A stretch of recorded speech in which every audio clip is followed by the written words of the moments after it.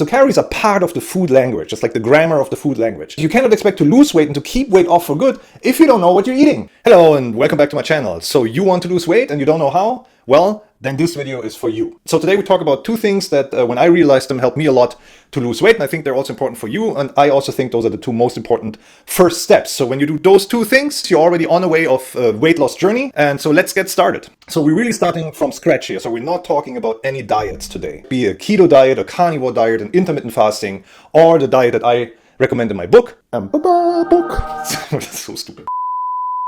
So we're talking about two essential things that you need to learn about yourself, the foods you're eating, and your body to be able to not just lose weight, but also to be more successful in keeping your weight off for good. Number one, and the first thing you should do is to learn about the foods you're eating. And what I mean by that is you need to learn how much energy is in the food that you're eating right now. What has led to you being overweight? And that helped me a lot to realize how much calories and energy is actually in the foods that I thought are not very high calorie. So calories are part of the food language, just like the grammar of the food language. You cannot expect to lose weight and to keep weight off for good if you don't know what you're eating. So we're talking good old calorie counting. And I know a lot of people will say this is outdated, it's never 100% accurate. That's also not the point. So your action item number one is to count your calories. The point is to get a better feeling for the food that you're eating and to understand better which are the high calorie foods and which are the low calorie foods. There are a lot of apps and websites that can help you with this, but I still think it's really important that you get your hands dirty and do it yourself a little bit. So one of the most common mistakes that people make when counting calories, they forget the hidden calories. And I'm talking the calories in salad dressings, for example, or in condiments, or in juices, or in soda, or the calories in even sugary snacks, or even fries. Those hidden calories that can lead to very high calorie counts per day. The second thing that helped me a lot is to understand how my body reacts to the food that I'm eating. A lot of people that are overweight eat anywhere north of 2,500 to even in the 4,000 or 5,000 kilocalorie range.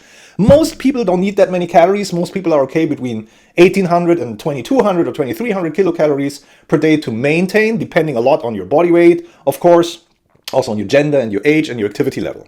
And it is very difficult to find out that exact number, but you can find out how your body reacts to the food that you're eating. And one very easy way to do this is to weigh yourself. Best would be at a specific time every day. I weigh myself, for example, in the morning, before breakfast. Calculate your weekly average, which means that you have one measurement every day, and then you divide that by 7, just because a week has 7 days, and that will give you your weekly weight average. And if you do that together with your calorie counting, you will find out how your body reacts to the amount of energy that you're consuming every day. So those are the two things that you already can start doing. You don't have to go on the diet yet. Counting your calories, weighing yourself every day, that helped me a lot to realize what I need to change. Pretty sure it will help you as well. And it is essential for you to get a good feeling about the food you're eating and to get a good feeling about how your body is reacting to that food in order not just to lose weight, but also if you circle off a restrictive diet to keep that weight off. So those are the first two baby steps. Next week, we're going to talk about nutrition labels. And then once we talk about nutrition labels, we're going to start talking about